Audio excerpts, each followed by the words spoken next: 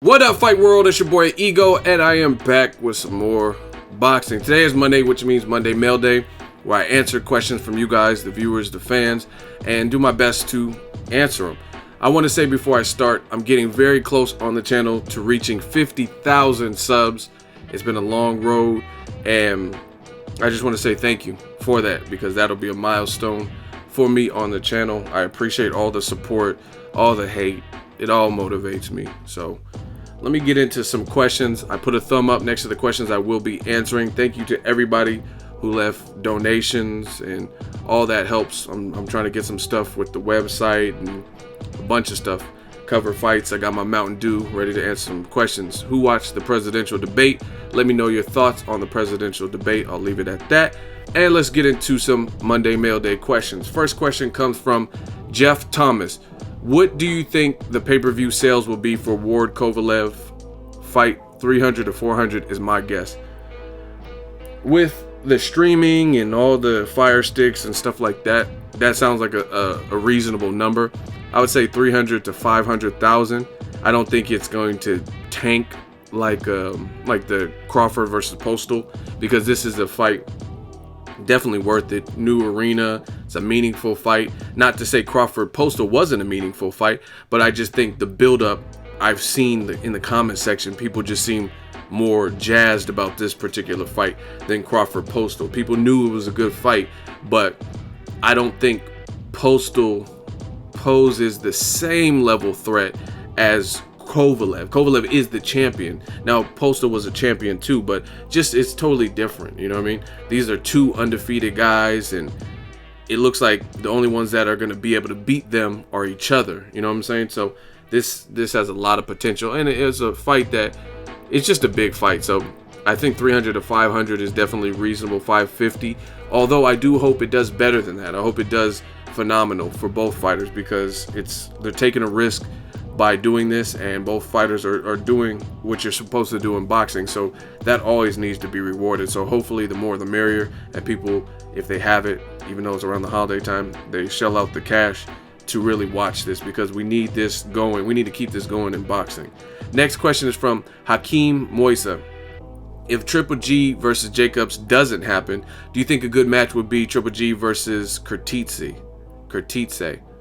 Yeah, I mean, honestly, I just want to see somebody that poses some level of threat. And I think to beat Golovkin, this is just me personally, if I was a trainer for one of these fighters, I feel like he's a good fighter. He's a tough fighter to beat. But one of the imperative things, I think it would be great to have a good set of legs and know your way around the ring and to maneuver, because there's a strong chance that he could hurt you. So you need to know how to survive, when to clinch, things like that. But offensively, you should be a good counter puncher, and you have to be able to back him up. If he doesn't respect you, then it's going to be usually an onslaught. If he gets to you first and you're fighting scared, like Matthew Macklin did versus him, it's going to be an onslaught. So a guy like Khurtsidze, you know what I mean, good veteran experience, just beat Antoine Douglas, which was a top prospect at middleweight. That would be an interesting style. Guys like him, Toriano Johnson, if we're talking about guys that don't have big names. Of course, I want to see Triple G, Canelo, or Jacobs, or Billy Joe Saunders, but December is right around the corner. So if it's not Jacobs and they waste the time negotiating and it doesn't happen, then yeah, I would be okay with the Khurtsidze type of person, just because stylistically, that's going to be a different style. You know what I mean? A guy who looks diesel, looks in shape, brings the fight forward, has some respectable pop, an actual middleweight, things like that. And coming off a good win, even though I think it's been a bit of a layoff. I don't know. Maybe he's been back in the ring since then. I haven't really followed his career after that. But I wouldn't mind something like that, because Triple G's already fought, 2 times this year? So I would definitely be okay with that. Next question is from Mr. Kerson. If Triple G versus Jacobs, who do you think will win? I definitely would side with Golovkin. I mean, he has amateur experience. He seems like he wants the fight. Like, since negotiations have been a thing, he seems consistent with wanting the Jacobs fight. So that shows me a level of confidence. And I don't know if Jacobs may be chinny. Yeah, I mean, I don't know, because I try to put in perspective, but he's the guy that actually has been stopped, and Golovkin's been stopping his last 23, 24 opponents. So I would side with Triple G. But stylistically, Jacobs, he has power to hurt you. So if he connects and he doesn't fight scared, which is a no-no, and uses his height and tries to get respect early, it's a good fight. That's why I want to see it. You know what I mean? But the safe bet is clearly Golovkin, and I would pick Golovkin. Like if I was doing the 7 reasons based on a couple things. Just confidence-wise, Triple G seems like he's going to the fight more confident than Jacobs. Jacobs seems like, oh, if the money's right. You know what I'm saying? So that's one thing. And just the fact that Golovkin's never been stopped. I haven't seen him knocked down. We've seen Jacobs stopped. I think there's a couple of things in Triple G's column that you would probably want to bet with him. But again, it's a good fight. Anything can happen in boxing. I actually picked Peter Quillin to beat Jacobs too. I thought he was going to stop him. But I was wrong. And boxing sometimes throws you for those loops. And not only did he stop Quillin, he did it in the first round. And he did it like impressively. I was like, wow, god damn. Like, you know what I'm saying? When you see a stoppage like that. So it's boxing. But I would pick Golovkin at this moment. Next question is from Frederick Cotton. What's up with Shawn Porter next fight? Now, I'm not really sure. Last time I was in the Porter gym, I talked to them, and they said they were looking at a couple guys, John Molina, Ruslan Provodnikov. They said they would love a fight with Timothy Bradley, and I think John Molina may fight Danny Garcia. It hasn't been official or announced, so I don't know. Ruslan Provodnikov contemplated retiring after losing to John Molina, so I don't think he's coming back this year. Maybe indefinitely. I heard he might come back now. He changed his mind, but I don't think it'll be this year. And then Timothy Bradley, ever since the Pacquiao third loss, in my book, it was the third Bradley loss to Pacquiao. He's been kind of MIA, just chilling off his millions that he made in that fight. So I don't really know what's next for Shawn Porter. I think Shawn Porter, he suggested a fight with Josito Lopez, said he was playing poker with them. At this point, I would rather see, I want to see any of that just as a stay busy. You lost to Thurman, wasn't a bad showing.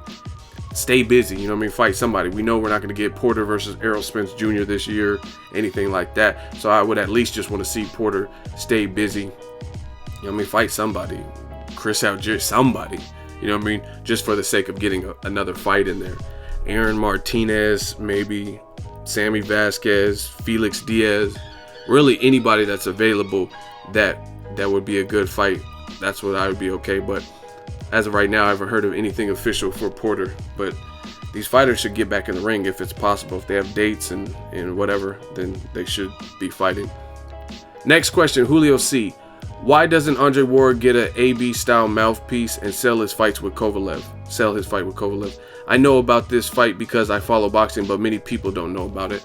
Now, I talked to Ward about, I don't know if we talked about this directly, but at the end of the day, he said something to the effect of he doesn't have to do a bunch of hooting and hollering.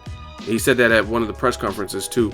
And ultimately, you're not going to change your DNA and who you are, and quote unquote, that could be considered selling out if you're clearly doing something gimmicky and that's not even your cup of tea. And to me, I'm all about individuality and uniqueness. So if that's really you, if you naturally have an AB style mouthpiece, then go for it. But if that's not you and that's not your lane, then it could come across as gimmicky and fake.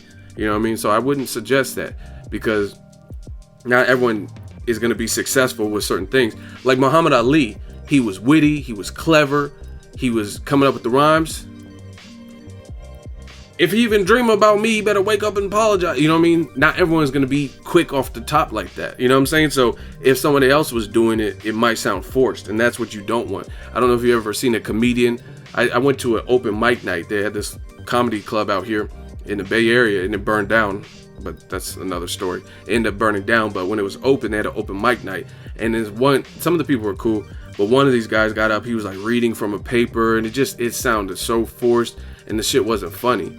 And he was like trying to like overly laugh at his own jokes. So I don't recommend that Adrien Broner be somebody he's not. Like, just to start, you know what I mean? He's son of God. It doesn't, I don't know. I don't think you have to sell out or sell your soul to try to get more fame. You know what I'm saying? He's the son of God, SOG, but he's going to be in Walmart like, I'm Adrien Broner, I don't need no change, and throw it, you know what I'm saying? And he wasn't raised like that. That's kind of stupid to act like that just for some views and some clicks. Like, I don't know. That's just like, I do certain things on my channel, like impersonations and impressions, do voiceovers and stuff like that. I have fun with it. But you can't really ask the next boxing channel, hey, do some impressions like Ego. That might not be their lane. They might not be good at that. They might not, you know what I mean? Everyone has their own story and their own journey. So I think the fight will do well. A lot of people are requesting this. Why doesn't he trash talk like Floyd? I mean, that's not everyone's lane. Terrence Crawford, he ain't no punk, but he don't go out of his way to be the villain. You know what I'm saying? He'll push you if you get in his face like Hank Lundy or some shit, or De'Aaron Jean. But other than that, I mean, he's a street dude. That's not everyone's lane. Like, I know different people, different walks of life. I know some dudes that, you know what I mean, grew up rough and jail and all types of stuff. And some of them, most of them are chill. They be joking and fucking bitches, whatever they do, you know what I mean? They're not out here trying to act like the toughest person, but you don't want to cross them either.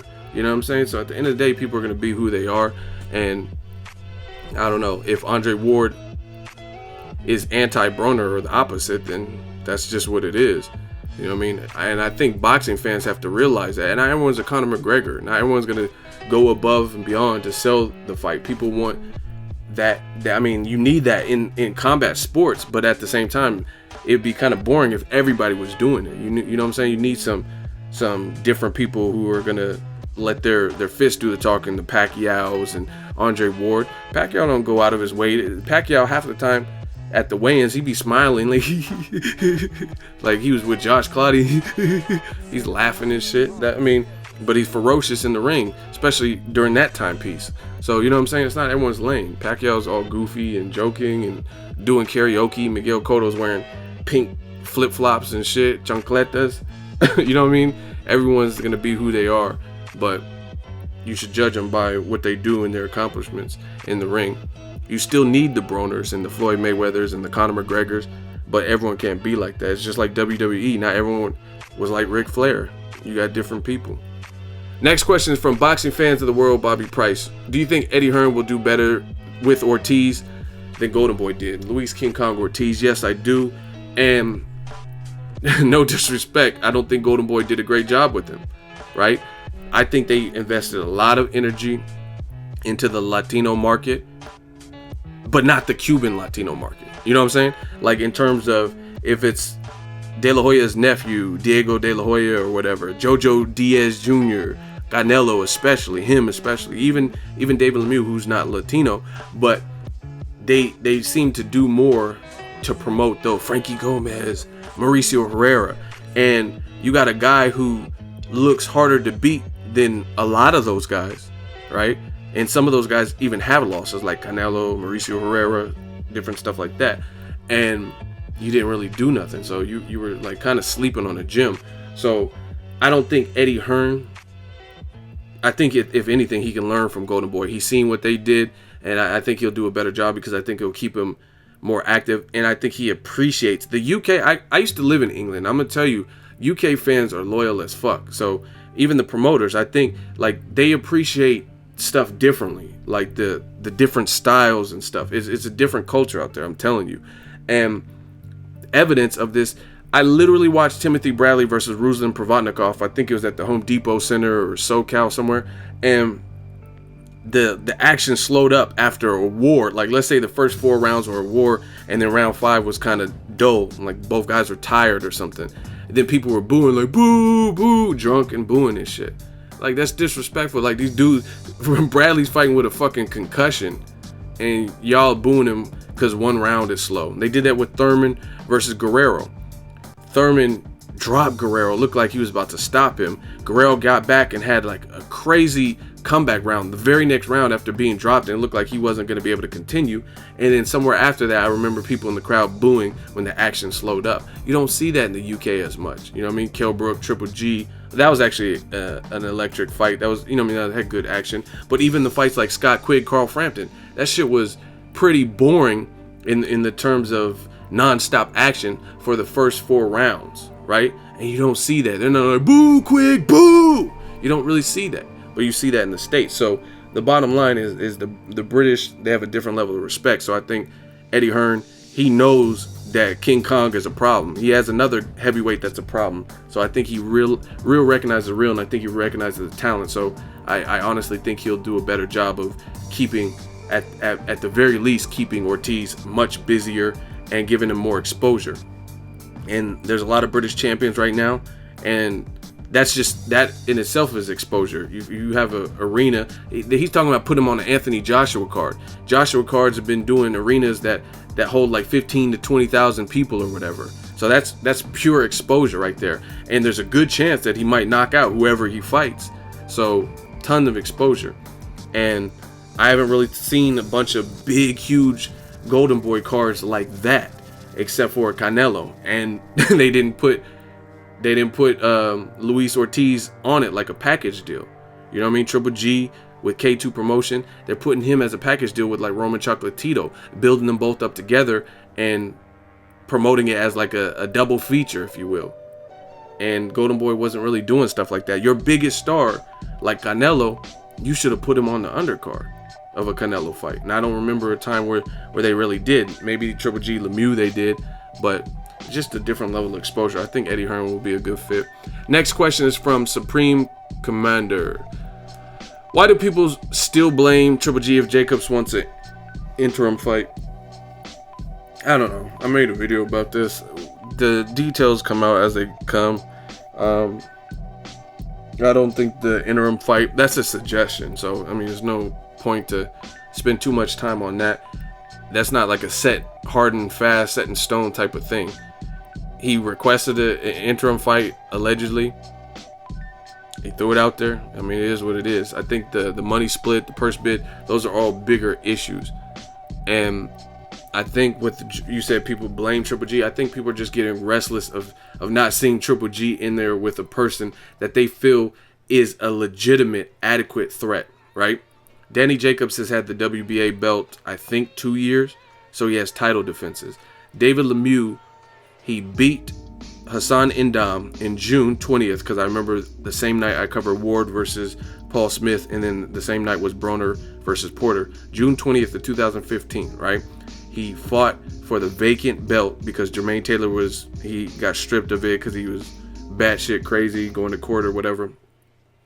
So the belt was vacant. He fought for a vacant belt, meaning he's not fighting a champion for it. And he beat Hassan Indam, looked good in that fight.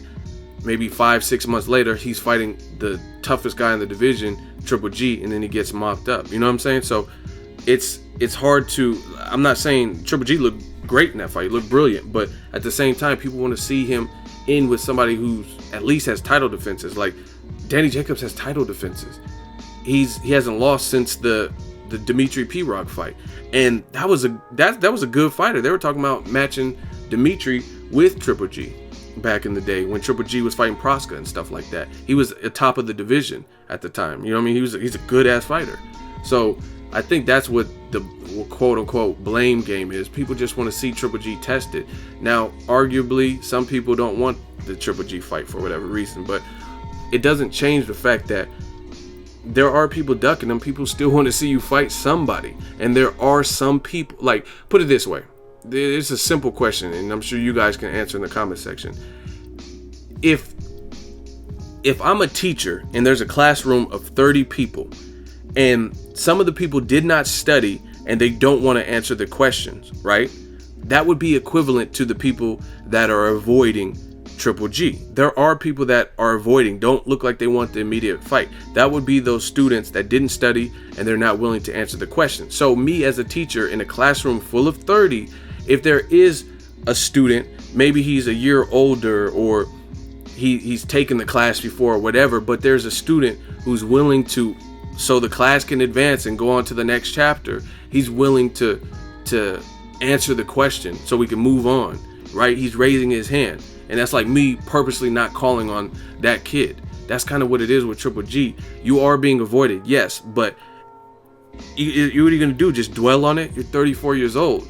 So maybe just look into one of those guys that are raising their hand. You know what I mean? See if they're full of shit. Like Edeslandi Lara. I think Triple G beats Lara. But at least see what's up. You know what I mean? If Danny Jacobs really doesn't want it, You know what I mean? Record the negotiate, whatever you have to do. So if Lada's full of shit, you can leak the tape or something. But at least pursue it. But every time I hear Triple G's team, it's like there's certain people they want to go after. At 168, we'll fight Carl Froch. We'll fight Julio Cesar Chavez Jr. Man, we ain't fighting Ward at 68 when he was there. He had to come down to 164. So it's just like Gilberto Ramirez called you out at 168. Go fight him then. You know what I mean? And then come back down. Like, there are people. There are things that can be done. So you can't just focus only on the people that are avoiding you. We get it. Some people are avoiding you. Next question is from No Escobedo. Why is Canelo so hated even by his own people? Now, I mean, a lot of that is brought on by Team Canelo, the decisions that they made, and it is what it is. No one can be blamed but Golden Boy and Canelo for that, because Canelo never received this level of hate. Some people said, oh, he fought smaller guys, or this, he's flat-footed, but I never seen this happen until he vacated that belt, to the point where you're saying his own people, where you see like Mexican fighters even, like let's say Marquez was always calling him out. That's cool. But now I'm seeing Orlando Salido. I never heard Orlando Salido say nothing bad about him, me personally. Alfredo Angulo. You're seeing people like maybe Robert Garcia and a ton of people, Johnny Gonzalez. All these people are coming out. Teddy Atlas or whoever, you know what I mean? All these people are coming out. So that's his own doing, his own team. It's the way they handled it. You can't say, oh, put the gloves on right now and then drop your belt. It's just not going to fly. You know what I mean? It doesn't look good for you. So you saying he's hated, I think it's the chronological order and the chain of events in which his career has been handled as of late. And then on top of that, you ask for an interim fight. You don't fight one of the top 154 pounders. You fight Amir Khan, who most people gave no chance because they didn't think he had the chin to withstand your biggest shots. And if they believed that, then they would be absolutely right, because that's exactly what happened. No matter how good Khan did for the first 4 rounds, he still ended up getting knocked out two rounds after that, as soon as he started to fatigue and slow down a bit, right? Then you fight Liam Smith, a guy out of nowhere who just happens to have a belt that no one knows of. You know what I mean? So if he's hated, it's really because of how his career is handled. And the only way to semi-reverse that is to start doing the right thing. Fight a J-Rock, fight a Charlo brother. People I see all the time in the comment section about how the Charlos are easy pickings for Canelo. Then why doesn't he fight him? Why didn't he fight them, 2 Texas boys in Texas at his last fight instead of Liam Smith? If it's so easy, it seems like sometimes the fans are a lot more confident than the teams and the camps. You know what I mean? If the Charlo brothers are easy work, that's cool. I don't care. I just want to see it. If he knocks them out, I don't have an allegiance like where if the Charlos get knocked out, money comes out of my bank, or if Canelo loses, money comes out of my bank. That's not the arrangement. I just want to see it. You know what I mean? So if the fans are so confident that the Charlos get mopped up by Canelo, great. But I'd rather see it than hear you talk about it. Next question is from Andy Rosado. Do you think Golovkin should move up to super middleweight? If so, I don't think Golovkin, Canelo would ever happen. What are your thoughts? Again, people make a big ado about this, but Floyd did it. He moved up in the past, right? And he moved up to 54 to fight De La Hoya. Then he moved back down to welterweight. Moved up to fight Cotto. Moved back down. Moved up to fight Canelo at 52. Then he moved back down. Golovkin can do it. He can clearly, he just has less weight to lose. You know what I'm saying? Cotto's moved up. He moved up to 159 for Sergio Martinez, the champion at the time. So it's even Pacquiao. He moved up to 52 or whatever it was for Margarito. Then he didn't stay up there. He moved back down. Roy Jones moved to heavyweight, moved back down. You know what I mean? So Golovkin can do it. He doesn't have to stay up there like he's stuck. Now I wouldn't, like Kell Brook, his situation different. I wouldn't say jump up 2 weight classes and bulk up and eat whatever the fuck you want and then come crashing back down to a division. You know what I mean? Something like that might not be smart, but moving up 1 division for a guy like Golovkin, it's not like he's getting beat up or taking a lot of punishment. He's usually disposing of people. Show people what you got, beat up on a super middleweight if it's possible, like, you know what I mean, if that's what's going to happen, and you could move back down. So I mean, it's really Chavez Jr. He moved up, he fought from far at a much higher weight at 170 something, and then he moved back down, and he plans on staying in the 160s, I'm assuming. So you know what I mean, Golovkin's really one of the only people with a big name that has always stayed put. You know what I mean? So if you can't get the fights that you need at age 34, maybe you should consider doing a once and done, going up and fight guy. You couldn't get Frauds, you couldn't get Chavez Jr. Okay, maybe Badou Jack. Floyd said he'll make that fight. Maybe James DeGale. James DeGale called him out. Maybe Gilberto Ramirez. Bob Arum said he wants that. You know what I mean? And then drop back down. You don't. It's not like you move up and you're trapped up there forever. You know what I mean? They say he's a small middleweight, so he should be able to shed the pounds to come right back down to 160 and finish defending. It's very simple. So it's not that, I don't know. Other fighters I've seen do it where they moved up. Broner did it. Moved up 2 weight divisions. Had 2 fights up there against Paulie and then Maidana. And then what happened? He moved back down to 140. He got mopped up by Maidana. They said, you rushed it. Go back down to 140. Then he fought there. Then he moved back up for Shawn Porter, moved back down. You know what I'm saying? Like, Golovkin's like one of the only people, like I said, with the big name who there's no flex or fluctuating. It's all about unifying the 160, even though his team said we'll beat and destroy anyone from 154 to 168.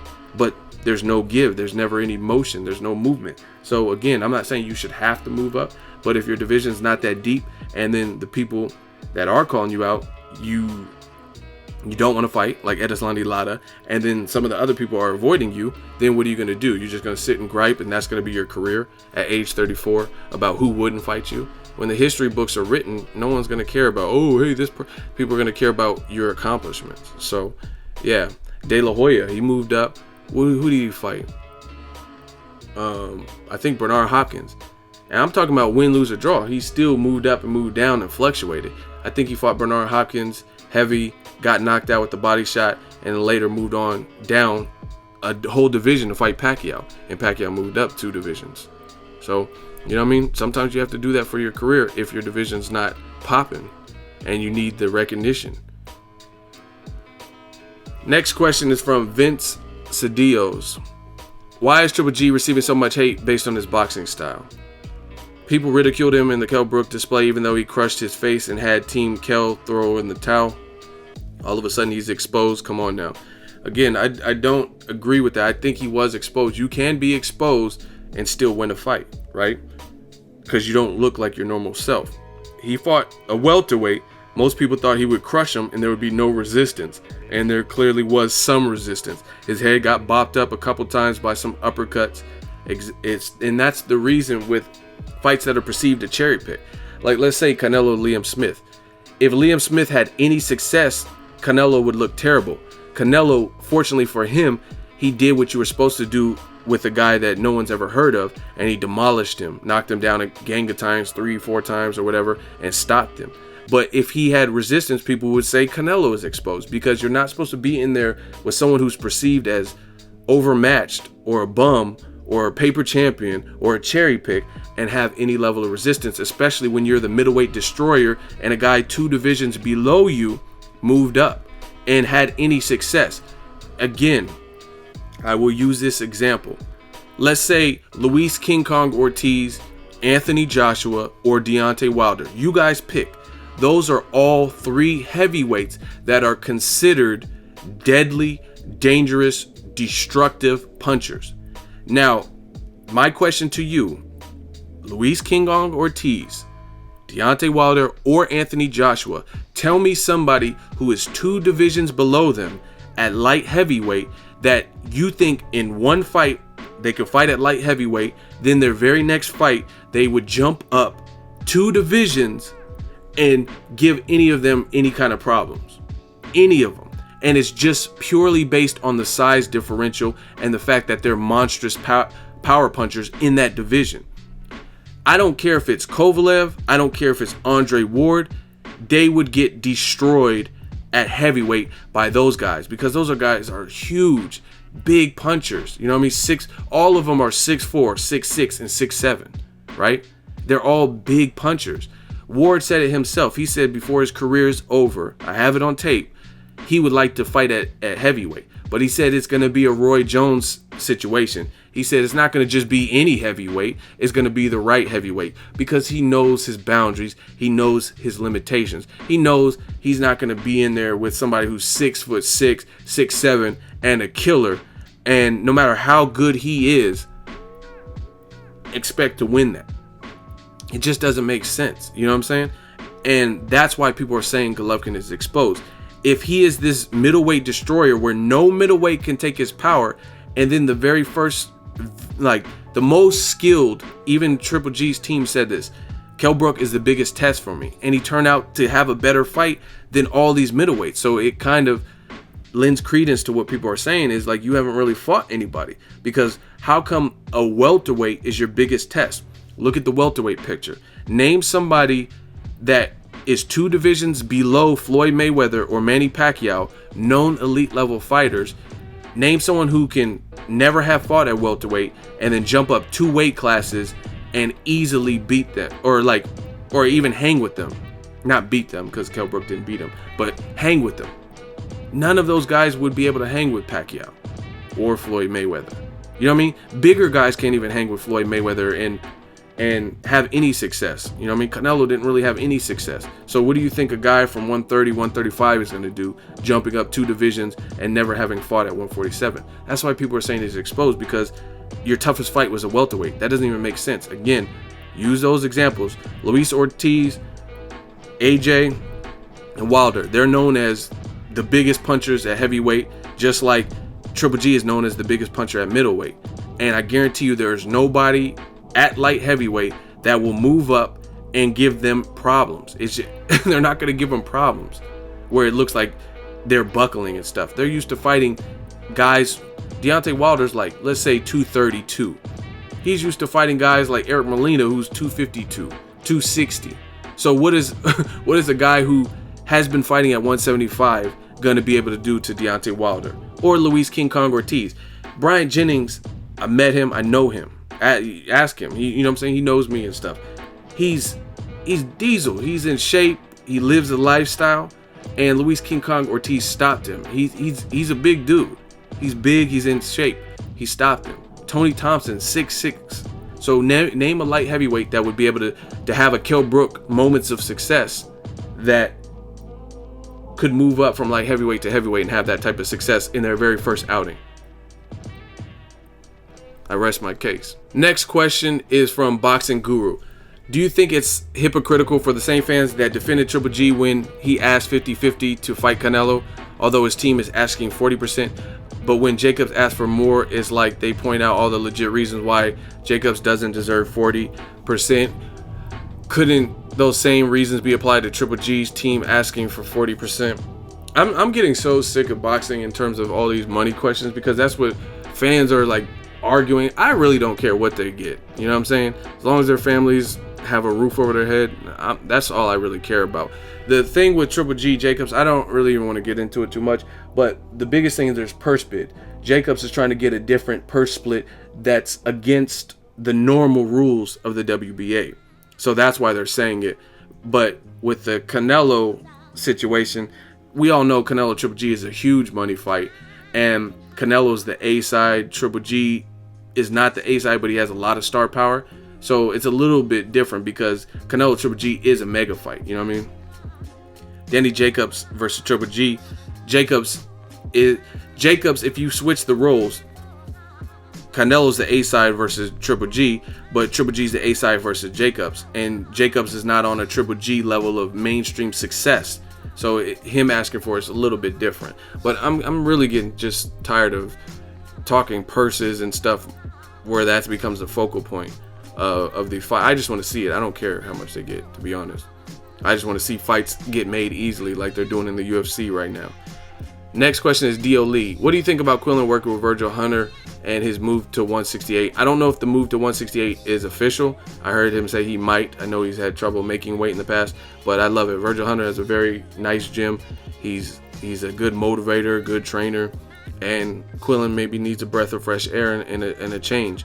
Mike Perez is up there, Andres Fanfara, Andre Ward, Andre Berto, you know what I mean? Wolf. There's a ton of guys that'll help Quillin stay on track and stay motivated. Plus, I don't know where he's living before, but the Bay Area is pretty chill, so maybe there's not going to be as many distractions as like Amir Khan. When he came to the Bay, he said there wasn't as many distractions as in LA. So, you know what I mean? It is what it is. Next question, SSJ Donovan. What's up, Ego? Love the channel. Do you think a fight between Triple G and Jacobs is being stalled for the purse bid and the fight? And if the fight doesn't happen, what's next for these two? I don't even want to think about if the fight doesn't happen, because that's what I was gearing up for in December. As far as the purse bid, maybe they wanted to go to a purse bid, but there's also a bad side to that, and that's if the purse bid is won by Al Heyman's side, Lou DiBella's side, then Triple G may drop out because he might want to stay exclusive to HBO. Next question, Kimbo Slice. What do you think of Luis Ortiz signing with Eddie Hearn? I think it's a good move. I think it's better than Golden Boy. I think they'll, like I said earlier, they'll at least try something different with him and try to expose him to maybe a different demographic in the UK and have him fighting more regularly. Just like Rigondeaux going to Rock Nation. Rigondeaux has at least fought more times since he's been with Rock Nation than really top rank after he beat Donaire. You know what I'm saying? After he beat Donaire, it's like they hated him. So I think Hearns will at least keep him active. I don't know if he'll get the big names that have like kind of avoided him or whatever, but at least he'll be fighting somebody. Seems like, and Hearns is pretty good with the money, you know what I'm saying? Like getting the right purse and knowing what cards to put him on, so they could probably get some good pots to entice people to fight him, more so than Golden Boy, you know what I mean? Because, you know, you look at Sky Sports and the licensing fees and all this stuff, they're selling out 20,000 seats. So, you know what I mean? The more dedicated fans, the easier it is to put on bigger cards and stuff like that. Seems like he's the only promoter who actually knows how to promote in today's world. I don't know about the only promoter, but he's very good. Next question, another one from Julio C. Even if Mayweather is saying that Canelo beats Triple G, then why is Canelo so afraid to fight him? I mean, Mayweather's Mayweather. People act like just because he said it has more merit. I mean, that's his opinion on it. I would pick Golovkin to beat Canelo, but I think it's a good fight. That's why I want to see it. And again, it's Mayweather saying it. Mayweather's not Team Canelo. He's not Golden Boy. Canelo's not signed to Mayweather, so he can't really.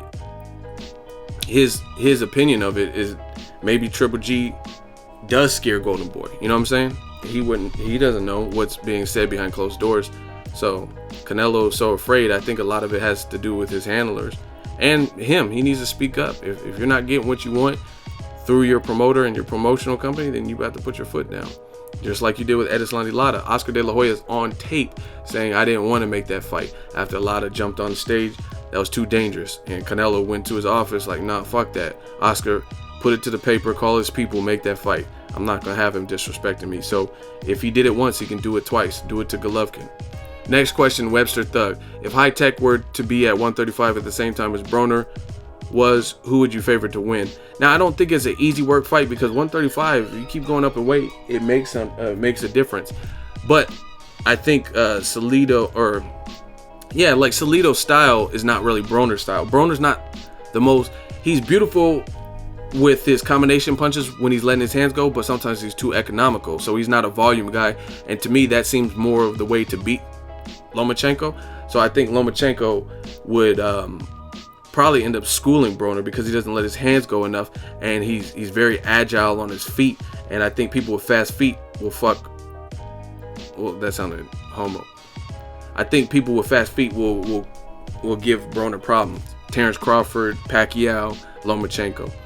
And he's just too flat-footed. So I don't know, I could be wrong. Broner was a beast at 35, but it's just Lomachenko moves and creates angles, and Broner he'd have to go for broke and be more of a pressure fighter. And I don't know if he has the stamina and everything to do that, even at 35. So it would be a fun fight because Lomachenko, again, he would be moving up even more. So you have to deal with big punchers, and you know what I mean? We don't even know how he can take Nicholas Walter's power at 130. So I might be wrong, but Broner had power at 35, so it'd be a good fight. But based on the stylistic matchup, if he could take Broner's power and power above 130, then I would favor the style of Lomachenko just because of his movement, and Broner being so flat-footed, he would frustrate Broner and make Broner look probably more clumsy because he's not throwing enough punches, not dedicated enough with the jab, stuff like that. Next question is from Hin Art. Well, you guys see the name, Zam. So when is Cotto coming? 2017. I think he should avenge his loss to Trout. What do you think, Ego? I wouldn't mind that. I mean, Cotto just seems like he's done a lot in his career, so he's just content serving his contract. I don't know. I don't even really consider Cotto after the Canelo fight. I don't really consider him as like really wanting to fight. It seems like he's just content being a family man, and he's fighting not out of the love for fighting still, but more so to put food on the table and make money. You know what I'm saying? Like he just took 2016 off. He's supposed to come back like 2 or 3 times and hasn't. Next question, Alan Castelio. Ego, what do you think? Who do you think will emerge as #1 welterweight? Errol Spence. Also, what do you think of J-Rock Charlo fight? Love it. I know Jermel, and they train like beasts. It's a good fight. I mean, J-Rock's went the distance with some people, but he's a beast.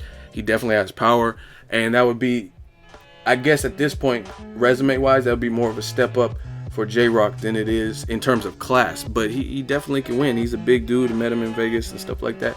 It's a toss-up fight, a 50-50 pick-em type fight, because J-Rock seems like he has all the skills, but he hasn't fought at a level like the Charlos. You know what I mean? Charlo at least has Vanes Monterosa, Gabe Rosado, John Jackson, stuff like that.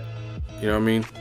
I think that's the right Charlo. But even if it's the other one fought Cornelius Bundridge. He fought a guy from, I want to say France or somewhere, that was ranked pretty good, and then he fought Austin Trout. So both of them have better resumes currently, but Julian, he could rise to the occasion. It's a good fight, man.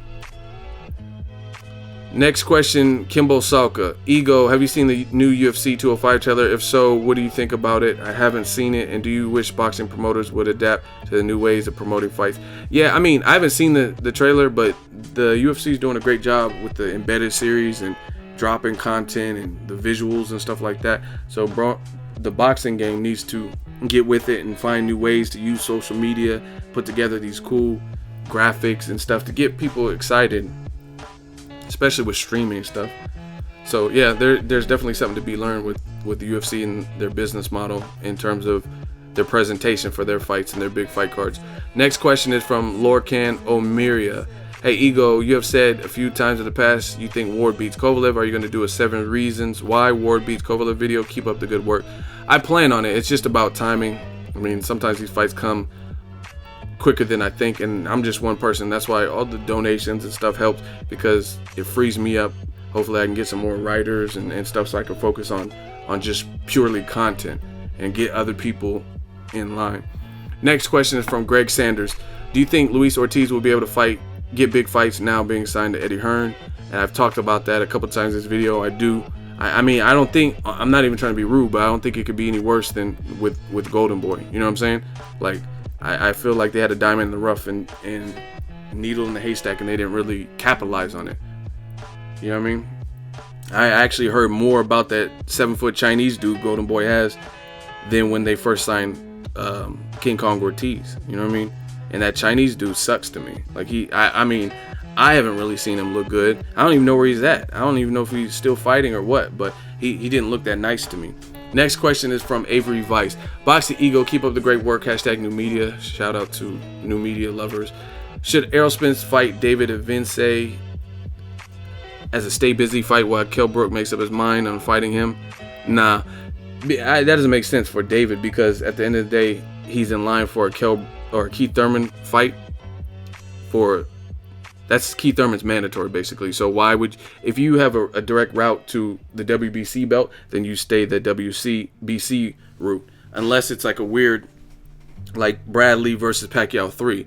You can give up that WBO belt. A belt doesn't define Timothy Bradley. You know what I mean? He has a good resume and he's won titles before. So you take the money fight and fight Pacquiao, obviously, and get millions of dollars instead of fighting Saddam Ali to defend your WBO belt. But other than that, guys like David Aviance, I mean, Keith Thurman, he's a killer. Errol Spence a killer. So why not fight the killer you're in line to already fight to get his belt? You know what I'm saying? And at this point, I would say, based on him having a better resume and better competition, Keith Thurman has showed more vulnerabilities on how to beat him than Errol Spence Jr. has. So I don't see why David Aviance would want to fight Errol Spence instead of just fighting Keith Thurman. They're both dangerous fights, but again, Keith Thurman has showed more vulnerabilities. Maybe it's based on the competition, but he's been hurt to the body, and you've seen more about how to possibly beat him, even though he's undefeated. Upon winning, Spence can become Keith Thurman's mandatory. Yeah, but again, it doesn't make sense for David Avince to get out of line and stop being Keith Thurman his mandatory by possibly losing to Errol Spence Jr. when he doesn't even have to go that route. Do you think Spence will fight 3 times next year and can acquire 2 belts in the process? I don't know about stuff like that because I'm not his manager. I mean, hopefully he fights at least 2-3 times. That would be ideal, but I don't know. Can he become the next pay-per-view star? Yeah, I think he has the tools. He's a humble kid, exciting style, 6 million views under his belt. You can always use that as part of his selling points. Next question is from Shavon Ravon. Hey, Ego, love your content, man. Keep it going. Do you think Adrien Ward is going to get due credit if he beats Kovalev? Virgil said he may not. I don't really know about what anybody else, but I'll give him the credit. Whether it's Kovalev or Ward that wins, they get credit for me because they're #1 pound-for-pound person. And that's just what it is. Virgil Hunter, that makes sense because every time Ward beats somebody, he doesn't get the credit. Just like Floyd Mayweather. He beats Chad Dawson, even though Chad Dawson called him out and said, I'll come to you. And Chad Dawson rehydrated the night of the fight way past what Ward rehydrated. Even though the fight took place at 168, Chad Dawson rehydrated over 180 pounds, right? And they still didn't give him credit. They said, oh, it's because Chad Dawson came down. You know what I mean? It is what it is. You can't win. Next question, Mr. Ibrahim. Ego, love your content or your channel, man. Great videos. When are you going to make a video with Troy King again? Hopefully soon. It just, all this stuff takes time. Troy lives a little bit deeper. They got to pay toll. Like, I actually lose money each time that I go link up with Troy because I usually eat out, toll, gas. He lives a little bit of ways from me, so you know what I mean. It's an expense, and I've just been busy aside from that. So he's just been doing his thing at the gym, training and stuff. But we'll definitely link up. That's the homie. Last question, Silver Spear 21. Which trainers do you think get too much credit, and which do you think deserve more? Tough question, kind of a loaded question. Freddie Roach, I think Freddie Roach gets too much credit. You know what I mean? Because he has had a lot of stars that he hasn't necessarily molded. Like Pacquiao was a good fighter before he even teamed up with Freddie Roach, truth be told. And there's other guys that come straight to Freddie Roach, and I don't really see, like Freddie Roach, he trained Victor Postal and started training him. I didn't really see any massive improvements. Zhao Shimin, Latif Coyote. When Jean Pascal started training with Roach for the Kovalev rematch, what did he tell him? I don't remember any significant advice like, damn, that was good shit, and Pascal just wasn't listening. You know what I mean? Ruslan Provodnikov. Amir Khan. Actually, Amir Khan, out of all the people, I think his style initially meshed well because he would at least overwhelm guys, but it was a dangerous style because he was subject to get knocked out because he was being reckless. So I don't know. I would say Freddie Roach probably gets more spotlight than some other trainers that are very good. Underrated trainers, Virgil Hunter. I would say Pedro Diaz. There's a ton of guys. Floyd Sr. I mean, if you really think about it, Freddie Roach has won 7 Trainer of the Years or for 7 years or whatever it was. And Floyd Sr., he had Oscar De La Hoya look good at points, or Ricky Hatton and stuff like that. Obviously, Floyd Jr. So that wraps it up. Monday Mail Day. Try to get to a lot of questions. Let me know how you think I did this week. Make sure you share the video, like the video. As always, hate, comment, and subscribe. Till next video, it's Ego signing off.